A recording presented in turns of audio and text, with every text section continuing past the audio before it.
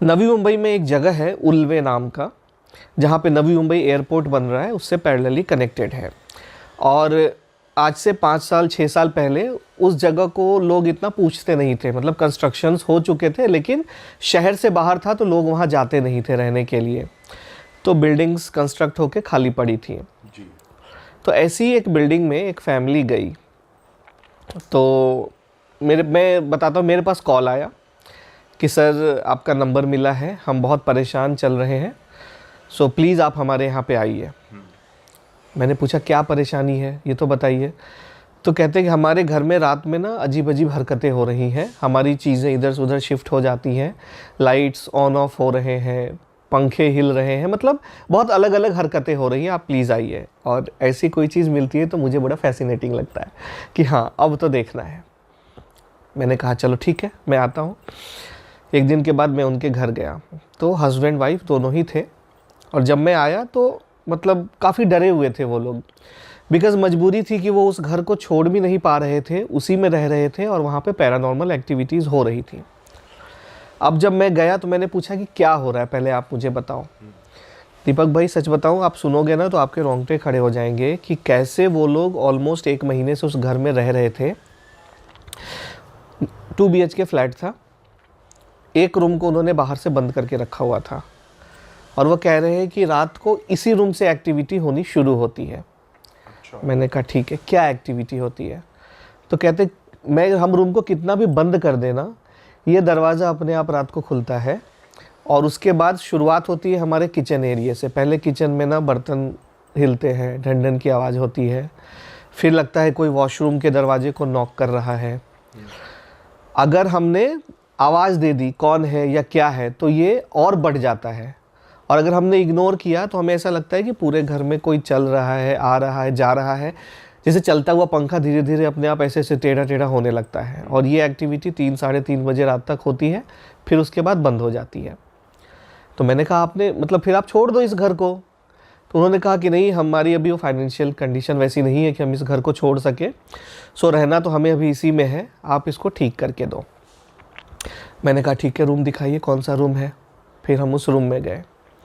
आप बिलीव नहीं करोगे, द मोमेंट उस रूम को हमने खोला है, एक रूम का टेम्परेचर अगर 34-35 डिग्री पे था, इस रूम का टेम्परेचर 14-15 डिग्री पे था।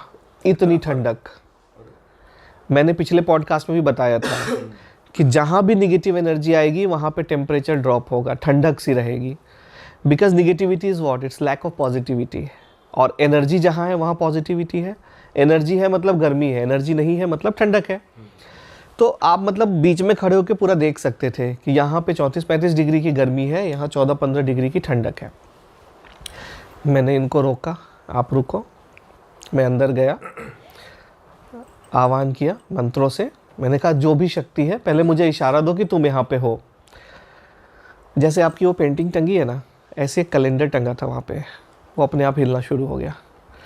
मेरे अभी रोंगटे खड़े हो रहे हैं।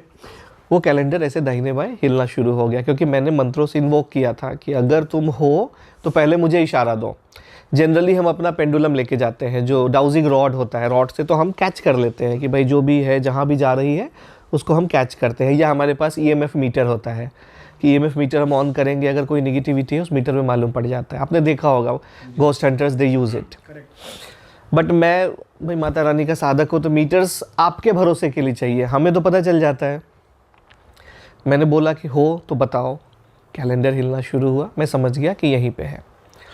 मैंने इन लोगों को बाहर रोका, इनसे कहा कि आप बाहर बस एक अगरबत्ती जला के रख दो मेरी सेफ्टी के लिए, कि अगर ज़रूरत पड़ी तो हम पॉजिटिव माहौल तुरंत क्रिएट कर पाएँ। फिर मैं 2 मिनट वहाँ पे नीचे बैठा, मैंने उससे कनेक्ट करने की कोशिश की कि भाई हुआ क्या, क्यों परेशान कर रहे हो इनको।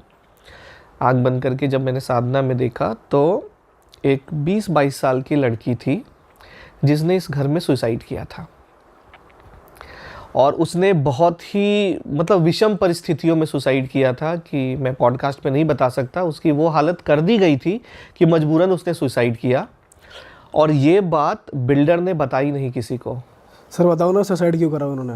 देखो सुसाइड का बहुत बार ऐसा रीज़न रहता है कि मतलब गलत फ़ायदा उठाया गया किसी फीमेल का, तो वो बोल नहीं पाई बाहर, और उसने सुसाइड कर लिया उसी फ्लैट में, जब ये बिल्डिंग कंस्ट्रक्शन की हालत में था तब। अच्छा। उस वक्त उसने सुसाइड किया तो उसकी आत्मा उसी एरिया में फंसी रह गई। और बिल्डर ने या जो भी लोग थे उन्होंने ये बात बाहर बताई नहीं, बहुत सारी चीज़ें तो साइड बाय साइड निकल जाती हैं। तो मैंने फिर उससे कनेक्ट करके पूछा कि अब तुम्हें चाहिए क्या? तो वो कह रही कि नहीं मुझे कुछ नहीं चाहिए, मैं यहाँ किसी को नहीं रहने दूंगी। जब सबने मुझे नहीं रहने दिया तो मैं भी किसी को नहीं रहने दूंगी। मैंने कहा अब ये तो गलत बात है, ऐसा नहीं हो सकता। ये सारी बातें हमारी साधना में ही चल रही है, कनेक्शन। मैंने उसको कहा कि देखो जिसने तुम्हें परेशान किया या जो भी किया, इस फैमिली का तो उससे कुछ नहीं है ना, तो इनको क्यों परेशान कर रही हो? तो कहती नहीं ये यहाँ पे आ गए हैं तो इनको तो परेशान होना ही है। फिर मैंने उसको एक दिन का टाइम दिया। हमने बोला कि देखो जो भी चाहिए तुम्हें, भोग चाहिए, कुछ चाहिए, ले लो और यहाँ से चली जाओ। और आपको रूप भी दिख रहा है उसका उस दौरान जब आप बात? नहीं, रूप ऐसे दिखता नहीं है, जस्ट एक कम्युनिकेशन होता है। ऐसा नहीं है कि वो इंसानी रूप में कोई सामने आ जाता है, बस we can feel the entity. हमारा एक टेलीपैथी में कैसे बातें होती हैं उस हिसाब से बस बातें हो जाती हैं। ऐसा नहीं कि कोई सामने बैठ के डिस्कस कर रहा है। मैंने उसको ऑफ़र किया कि तुम्हें जो भी चाहिए, जनरली इन्हें कुछ खाने को चाहिए होता है, कुछ वस्त्र दे दिया, कोई चीज़ें दे दी, जो भी इनकी लालच है कि लेके तुम चली जाओ। इसको मैंने 24 घंटे का टाइम दिया, मैं फिर आऊँगा कल, ऐसे करके बोल के मैं गया। और इनको क्या बोला कि जैसी शाम होगा आप 1 किलो मिठाई, एक नया कपड़ा रख दीजिए, थोड़ा सा दिया अगरबत्ती जला के जो भी चीज़ें हम अर्पण करते हैं अपने पितरों को या वो सारी चीज़ें अर्पण कर दीजिए। इन्होंने शाम को किया। उस दिन रात को कोई एक्टिविटी नहीं हुई। हमें लगा चली गई। उनका अगले दिन फ़ोन आया, प्रमित जी कोई एक्टिविटी नहीं हुई, थैंक यू सो मच, ये वो सारी चीज़ें हो गई। 2-3 दिन के बाद फिर से कॉल आता है कि सर वो तो बहुत ज़्यादा ही परेशान कर रही है, अब तो रूम के दरवाजे धड़ाम धड़ूम सब शुरू हो गया है। मतलब पहले से ज़्यादा इसने बर्तन वर्तन पटकने शुरू कर दिए हैं, एग्रेसिव हो गई है। अभी तक वैसे कोई फिजिकली हार्म नहीं कर रही है वो, बस ये सभी हरकतें हो रही हैं? नहीं, वो हार्म किसी को नहीं कर रही थी, वो सिर्फ उस घर के अंदर ना किसी को चैन से रहने नहीं दे रही थी, ऐसी चीज़ें थी। और जब उनका ये कॉल आया तो मैंने कहा ठीक है, एक दिन और देखिए, हो सकता है वो चली गई हो, बिकॉज बिहेवियर में चेंजेस है, शायद कुछ और आया हो, मे बी ये भी निकल जाएगा, क्योंकि इनके भी अपने दोस्त बन जाते हैं जो ढूंढते ढूंढते आ जाते हैं कि हाँ भाई आज क्या चल रहा, कितने परेशान करे। अच्छा, इनकी भी लॉबी होती है? हाँ, इनकी भी लॉबी होती है, प्रेतों की भी लॉबी होती है। अच्छा, सब एक दूसरे से मिलते जुलते रहते तो हैं। ऐसे डिस्कस करते हैं आपस में कि मैं इस घर वाले को परेशान करने जा रहा हूँ या मैं इसको इतना कर चुका हूँ? सर ये कैसे पता चला आपको? ये तो बड़ा हार्ड टू बिलीव साउंड कर रहा है। ये जब आप तंत्र में जाओगे तो आपको समझ में आएगा। जब आप किसी अघोड़ी से बात करोगे तो दे विल टेल यू कि ऐसी चीज़ें होती हैं। हाँ, उधर कोई जाता नहीं उस एंगल पे, बट हमने तो देखा है ना बहुत सारे। फिर मैंने कहा एक दिन और रुक जाओ, आप देख लेते हैं क्या कहानी, कोई और तो नहीं आया। एक्टिविटी चालू रही, तब हमें आया गुस्सा, बोले अब नहीं गई ना, अब भगाना पड़ेगा। मैंने थोड़े से प्रोजेक्शंस बढ़ाए, फिर ये उनके घर से निकल के फिर हमारे पास पहुंच गई। जब हम कहीं भी प्रोजेक्शंस लगाते हैं तो वो प्रेत ऐसा ही करता है। कैसे लगाते हो सर आप? हम अपने मंत्रों से, अपनी साधनाओं से, आप पूजा गए पाठ वहाँ से। पर दोबारा उस रूम, उस घर पे? फिर जरूरत नहीं पड़ी ना, बिकॉज एक बार हमने जिस चीज़ को देख ली है उससे तो हम कहीं से भी कनेक्ट कर सकते हैं। ओके। तो मैंने कहा कि अब ये वाला हवन करना पड़ेगा, ये पूजा करनी पड़ेगी। हमने शुरुआत करी पूजा की, जैसी पूजा शुरू की वो उनको छोड़ के पहुंच गई मेरे ऊपर। बहुत परेशान किया, और अगले दिन से उनके वाइफ की तबीयत ख़राब होने लगी बहुत ज़्यादा। मतलब एकदम से ना वाइफ का बिहेवियर चेंज हो गया। वो अच्छी खासी पढ़ी लिखी एक स्कूल में टीचर थी, एकदम से ना अजीब अजीब हरकतें करने लगी। मतलब बहुत गंदा रहने लगी, वॉशरूम से आती तो हाथ नहीं धोती, घर में झाड़ू पोछा करना बंद कर दिया, चूल्हा साफ़ करना, बर्तन साफ़ करने बंद कर दिए, एकदम अजीब सी गंदी हरकतों में पड़ गई। और मैंने उनके हस्बैंड को बोला था कि द मोमेंट हम पिक फाइट करेंगे, क्योंकि कई बार प्रेतों से लड़ना पड़ता है, अगर वो खुद चले गए तो बहुत अच्छी बात है, अगर ज़िद में आ गए तो फिर हमें मार के भगाना पड़ता है। और प्रेतों को तो मैं मार मार के भगाता हूँ, मैंने तो कहा ही है, छोटे मोटे प्रेत तो मैं दौड़ा दौड़ा के मारता हूँ। तो पिक फाइट सीन हुआ, तब उसने परेशान करना शुरू किया उनकी वाइफ को। और आप बिलीव नहीं करोगे, 2-3 दिन तक मैं अपने घर से ही इस काम को कर रहा था। जब मैं उनके घर गया, घर से इतनी गंदी बदबू आ रही है, उन्होंने पूछा आप चाय लोगे? जैसे पानी लेके आते हैं एकदम गंदी सी ट्रे में, स्टील का गंदा सा ग्लास में पानी ला के रखा। जो लोग इतने डिसेंट थे, इतने अच्छे थे, तो वो भैया मुझे इशारा कर रहे हैं कि आप मतलब देखो जो मैंने आपको बताया था, ये ऐसी ऐसी हरकतें कर रही है। फिर उन्होंने कहा कि आइए आपको रूम दिखाते हैं। मैं जब अंदर देखने गया, आप बिलीव नहीं करोगे, पूरा किचन 3-4 दिन में काला पड़ चुका था। न इन्होंने 4-4 दिन से कुकर कढ़ाई धोए हैं, न इन्होंने गैस का स्लैब पोछा है। इतनी गंदगी, इतनी बदबू। और वो पुराने बर्तनों में ही बना रहे हैं, धो ही नहीं रहे उसको। नहीं, खाना बाहर से आ रहा है, कहीं भी खा रहे हैं वैसे ही पड़ा रह रहा है, छोड़ रहे हैं। क्योंकि प्रेत ने उनका दिमाग ये कर दिया है कि अगर तुम मुझे परेशान करोगे तो अब मैं तुम्हें परेशान करूँगी। ये कहानी हो गई थी। अब मुझे उनके घर में पानी भी ना पिया जाए, इतनी गंदगी में आप कैसे सही पियोगे? बात है। फिर मैंने भाभी जो थी उनको बुलाया, बिठाया कि आप बैठो 2 मिनट। तो पहले तो बैठने को तैयार नहीं हुई, क्योंकि हमारे सामने प्रेत कभी बैठेंगे नहीं, उनको बेचैनी होने लगती है। तो भैया ने बिठाया। मैंने कहा एक काम करो, आप एक अगरबत्ती जलाओ पहले यहाँ पे। अगरबत्ती जलाया, मैंने मंत्रों को इन्वोक किया और बोला हल्दी कुमकुम ला के दीजिए। उनके सिर पे टीका किया, हाथों पे हल्दी कुमकुम लगाया। तब एकदम से ना कॉन्शियस में आई। फिर वो खुद देख रही हैं कि मतलब ये सब मैंने क्या किया है, ये सारी चीज़ें क्या चल रही हैं। तब उनको हमने बताया। फिर मैंने उनको एक ताबीज़ दी, मैं लेके गया था, वो ताबीज़ पहना करके उनको बोला ये मत उतारना। फिर मैं गया उस रूम में कि अब कहाँ हो, आओ इधर। तो मैं समझाया था कि जाओ चुपचाप। तो बैठा, इन्वोक किया, हो तो इशारा दो। फिर वो कैलेंडर से उसने इशारा दिया कि हाँ मैं हूँ यहीं पे। फिर मैंने पूछा जाओगी या भगाएं? तो कोई इशारा नहीं, कुछ नहीं। फिर मैं पूछ रहा हूँ अगर हो, मैंने थोड़े से हिप्नोथेरेपी के टेक्निक्स इस्तेमाल करने शुरू किए, टेलीपैथी के। मैंने कहा हो, इशारा दो फिर से।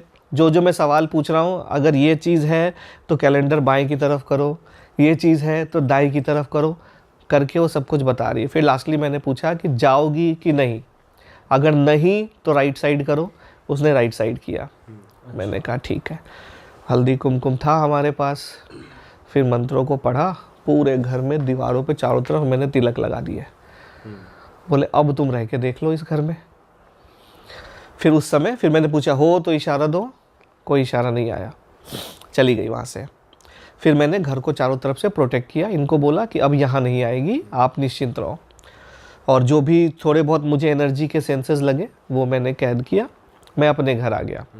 सर कैद कैसे करते हो आप? इसका टेक्निक होता है, मंत्रों के द्वारा वो कैद किया जाता है चीज़ों को। तो किसी ऐसे बोतल में कैद नहीं नहीं नहीं वो सब कहानियाँ हैं, बोतलों में कैद नहीं होते।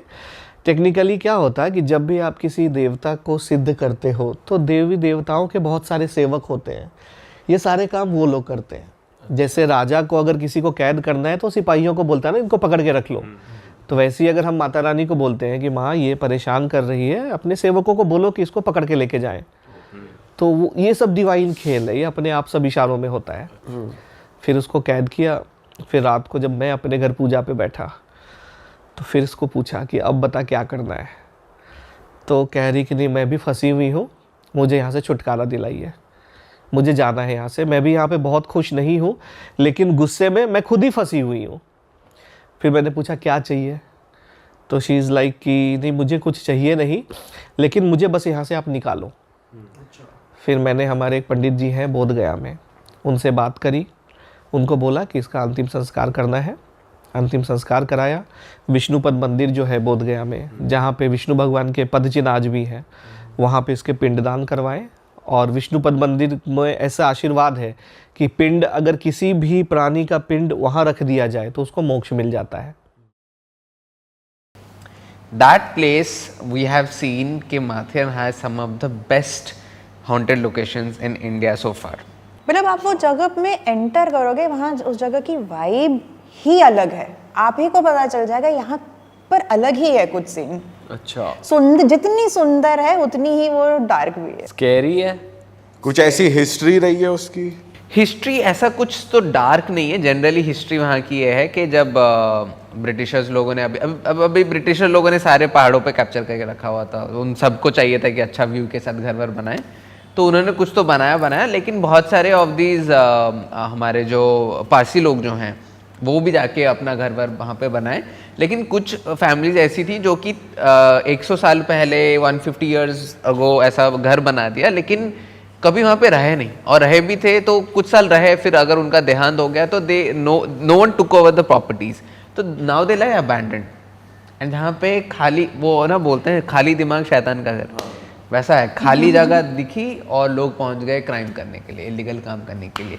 और माथेरान में जो कांड होते हैं वो are some of the creepiest कांड्स आप पढ़ोगे महाराष्ट्र में, इंडिया में। जैसे फॉर एग्जांपल हम जब पहली बार गए थे माथेरान, हम 6-7 बार जा चुके हैं, इतने अच्छे अच्छे लोकेशंस हैं वहाँ पे। हम जब पहली बार गए थे वो हम जाके आई थिंक चेक इन कर रहे हैं, उसी दिन हमने न्यूज़ पढ़ी कि एक कपल आई थी रहने के लिए माथेरान में, एंड कुछ तो हुआ एंड हस्बैंड ने वाइफ को मार दिया एंड उसका सर काट के वो लेके जा रहा था घर, सर काट के बॉडी छोड़ दी उसने, ले जा रहा था, सिर्फ बॉडी रखी हुई थी वहाँ पे होटल पे। And the creepiest part was कि हम जहाँ होटल में थे वहीं पर साइड में, राइट साइड में वहाँ का पुलिस स्टेशन था। पता नहीं कौन सा पुलिस स्टेशन बाहर की तरफ अपना सेल रखता है, लेकिन वो इस इंसान को हमने देखा। Culprit was outside, like everyone can see the culprit. मतलब हमको बताया लोग कि वही इंसान है, उसको अभी कस्टडी में रखा हुआ है। एंड आई एम लाइक बाहर क्यों है ये? बोलते नहीं ये जेल ऐसा ही है, बाहर की तरफ है ये। एंड आप उसको देखोगे normal, he was like an engineer I think, या ही इज एन इंजीनियर, ऐसा बर्म्यूडास पहन के, टी शर्ट पहन के, मतलब कोई नहीं बोलेगा कि इसने अभी 2 दिन पहले अपनी वाइफ का सर काट के लेके जा रहा था वो इंसान। और उसको आई थिंक वो कैमरा कैम के थ्रू, सीसीटीवी के थ्रू ही उसको पकड़ा, वो इंसान पकड़ा गया। ओके, नहीं तो पकड़ा भी नहीं गया होता, बट वो सर लेके गया, घर तक गया वो पूरा। अच्छा, फिर उसे पकड़ के वापस लाया। ओके।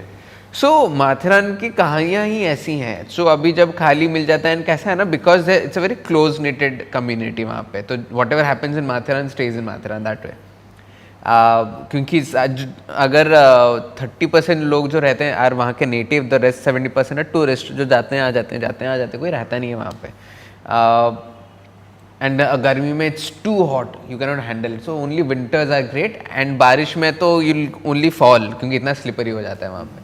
एनीवेज, हम लोग माथेरान पे बहुत सारे घर जाके हम लोग इन्वेस्टिगेट किया है। कौन सा वाला शेयर करें हम लोग? जिमखाना वाला। सो हम अभी, क्योंकि हम इतनी बार जा चुके हैं, तो वहाँ के जो घोड़े जो चलाते हैं वो हमारे पीओसी बन चुके हैं, पॉइंट ऑफ कॉन्टैक्ट्स। सो उनको हमने बोल दिया कि ये हम काम करते हैं, तो उसको कोई घर दिख जाता है तो वो कॉल करता है, भैया मुझे ना ये घर मिला है, कहानियाँ बहुत अच्छी अच्छी हैं, आपको आना है तो आप आ जाओ, रिकॉर्ड करो। हाँ, रिकॉर्ड करना है कर लो, इन्वेस्टिगेट करना है कर लो। And because is a local, तो थोड़ा सा सेफ्टी भी रहता है कि यार ये अपने साथ है करके।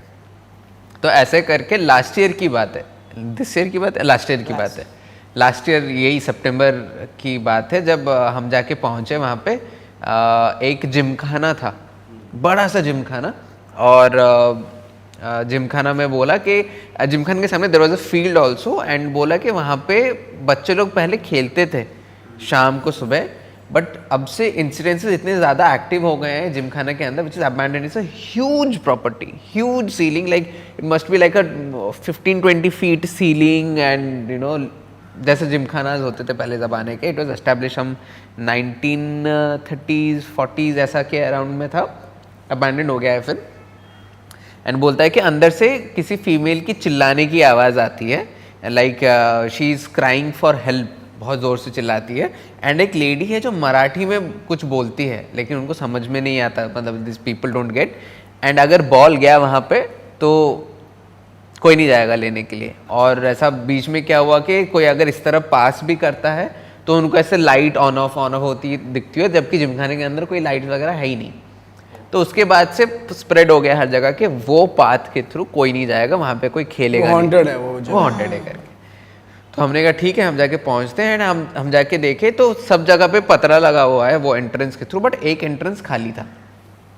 And we as an investigators हम लोग ऐसे हैं, इवन दो हमको कंटेंट ना मिले, but we will not open something up and then go in, अगर लिखा है कि नहीं खोलना है। फोर्सफुली नहीं करते, फोर्सफुली हम एंटर नहीं करते। अगर है एंट्रेंस तो हम घुसेंगे, क्योंकि हमको पता है लीगली कि ये रास्ता था, आपने बंद नहीं करा था, वो आपकी गलती है, तो हम घुस गए। ऐसा नहीं कि पतरा लगाया उसको तोड़ दो फिर अंदर जाओ, वो हम नहीं करते हैं। तो ये खुला था यहाँ पे, हमने गैप देखा तो हम घुस गए अंदर। एंड आई सेड कि ये सुबह का टाइम था, तो हमने क्या कहा था, पहले सुबह जाते हैं. Generally when we investigate big places we do a preliminary investigation where we kind of do a recce of the place, क्योंकि ऐसी जगहों पे कभी कभी गड्ढे होते हैं, सांप होते हैं, कीड़े मकोड़े सब कुछ होते हैं, तो हमको देखना पड़ता है कि कहाँ पे हम रात को आके फोकस करें और कहाँ पे नहीं जाना है. तो हम घुसे एंड मैं सर शॉट ले रहा हूँ, हमारे साथ सैवियो भी हैं, अपना कैमरा गाय भी है. We had one more team member Akshay करके who handles the technical part of the investigation, cameras and सब कुछ, तो वो भी थे. एंड पूजा को मैंने कहा कि तुम लोग ना रीडिंग ले लो अभी से, क्योंकि शाम को टाइम मिलेगा नहीं मिलेगा नहीं पता. And then Pooja is taking readings and I think you should share. वहाँ पे तो सबसे पहले मुझे हुआ बहुत बुरा वाला हेडेक. मतलब इतनी हैवी, इतनी डेंस एनर्जी थी, इतना हेडेक. एंड जैसे इसने बताया ना, it was a huge hall वो जिम खाना का. तो मैं चल रही थी वहाँ पे सोच के कि ठीक है चलो देखती हूँ क्या है, क्या फील हो रहा है, क्या सेंस हो रहा है, रीडिंग्स लेती हूँ. मैं चल रही हूँ और मैं वापस आ रही हूँ एक पर्टिकुलर पाथ में, फिर मैं जा रही हूँ, फिर मैं आ रही हूँ. She was oscillating. मैं मतलब जा रही हूँ आ रही हूँ. एंड मुझे 10-15-20 मिनट बाद रियलाइज़ किया कि मैं क्या कर रही हूँ. मीन्स इट वाज लाइक जैसे कि मैं जोन्ड आउट हूँ और मैं एक स्ट्रेच में, एक पाथ में जा रही हूँ आ रही हूँ, जा रही हूँ आ रही हूँ, विदाउट एनी रियलाइजेशन कि मैं क्या कर रही हूँ. मतलब आपको लग रहा है कि कोई और कंट्रोल कर रहा है आपको? तब मुझे कुछ नहीं फील हुआ, लेकिन वो जाने आने के टाइम मुझे मेरा राइट हैंड बहुत जोर का दर्द हुआ. एंड आई वॉज लाइक ये क्या हो रहा है, कि क्योंकि मुझे कुछ पेन नहीं था बॉडी में जब मैं यहाँ पर आई थी, इतना ज़ोर का. देन आई वॉज लाइक नहीं, ये शायद कोई एंटिटी है जिसमें मैं ट्यून कर रही हूँ. तब मैंने रीडिंग्स और लेने की कोशिश की तो मुझे एक फ़ीमेल की प्रेजेंस महसूस हुई. एंड मुझे ये विजन आया कि उस फीमेल को उसके राइट हैंड से खींच के ड्रैग किया गया, इसलिए वो हाथ मेरा पेन हो रहा था. एंड उसके बाद मुझे हुआ suffocation. I was like gasping for breath. तब मुझे ये आया ये रीडिंग कि यहाँ पर एक नहीं 2 लोगों का गला घोंट के स्ट्रैंगुलेट किया गया है. एक को स्ट्रैंगुलेट किया और दूसरा मुझे देखी लटकी हुई बॉडी, की बॉडी लटक रही है वहाँ पे. मतलब वो जो विजन मुझे इतना ज़्यादा डिस्टर्ब किया ना, मैं पूरी स्नैप आउट हो गई है. एंड आई वॉज लाइक, तब मुझे रियलाइज हुआ शिट ये मैं क्या कर रही हूँ. सो मतलब came out of that zoned out condition.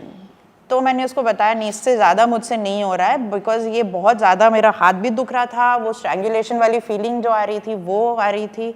But वहाँ पर ये फीमेल एंटिटी थी जो कि बहुत ज़्यादा है. एंड बाद में मुझे ना ये सब आवाज़ आती थी, ये सब मुझे नहीं पता था. इसने बाद में बताया कि हाँ बच्चों को फीमेल की चीखने की आवाज़ आती है करके. ओके. तो ये था दिन का टाइम.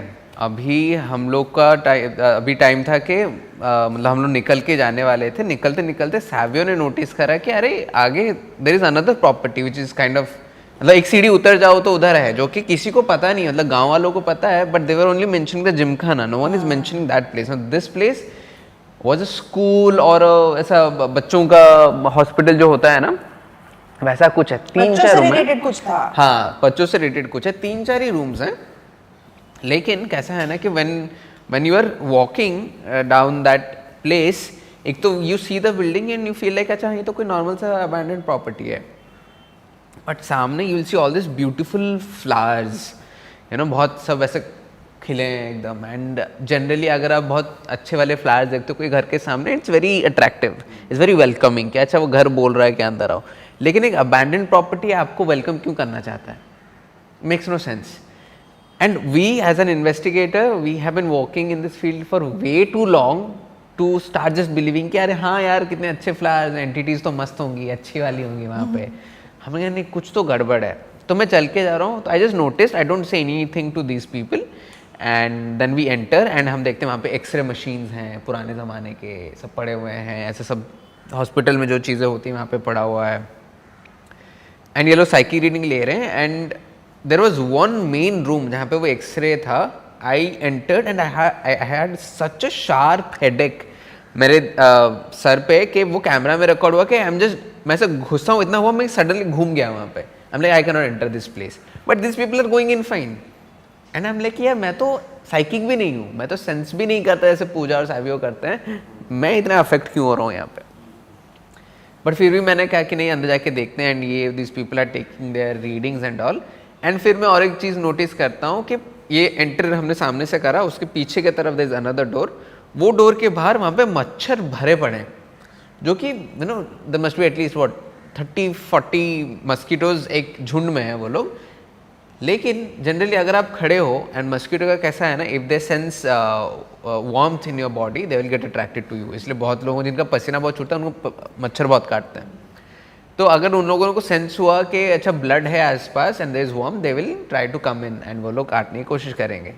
इधर जो है ये मच्छर, ये घर के अंदर नहीं आ रहे हैं, ये उधर ही घूम रहे हैं। एंड ऐसा नहीं कि नीचे कुछ पड़ा है, ऊपर कुछ है, no there is nothing, they are just there in there.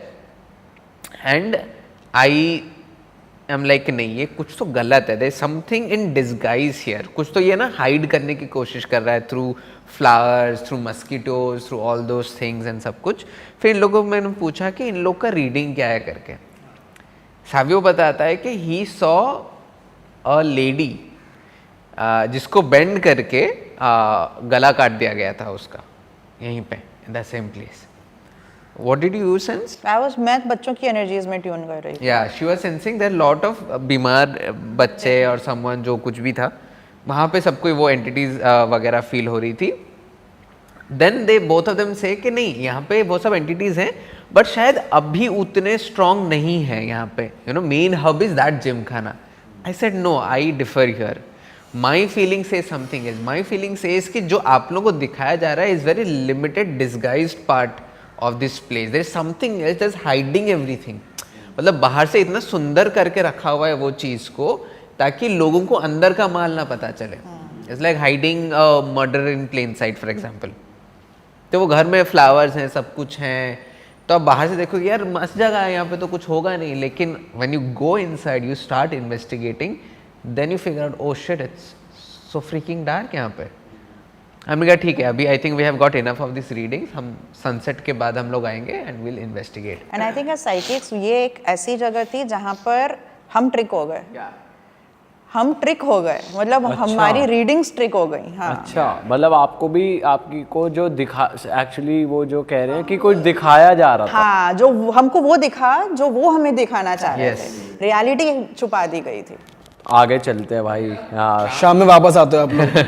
शाम को वापस आते हैं and as investigators like I say we try to keep pushing the boundaries of investigation. हमने कहा एक काम करते हैं, इस बार हमारे पास सीसीटीवी कैमराज हैं, बाहर एक ऐसा पीसीआर रूम बनाते हैं, कंट्रोल रूम, जहाँ पे I and the technical guy Akshay हमारी टीम के हम लोग मॉनिटर करेंगे सीसीटीवी के थ्रू।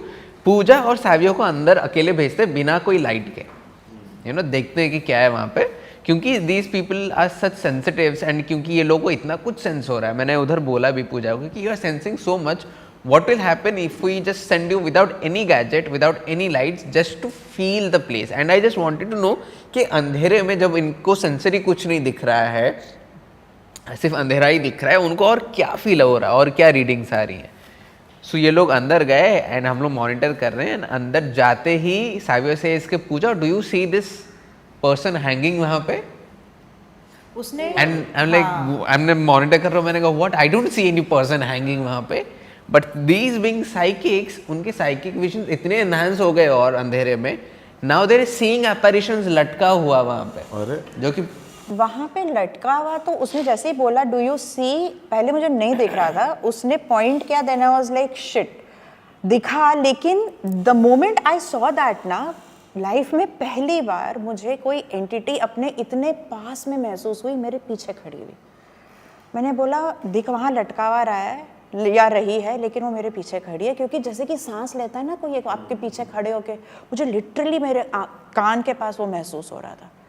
तो मैंने उसको ये बोला कि सावियो मेरे पीछे खड़ी है वो।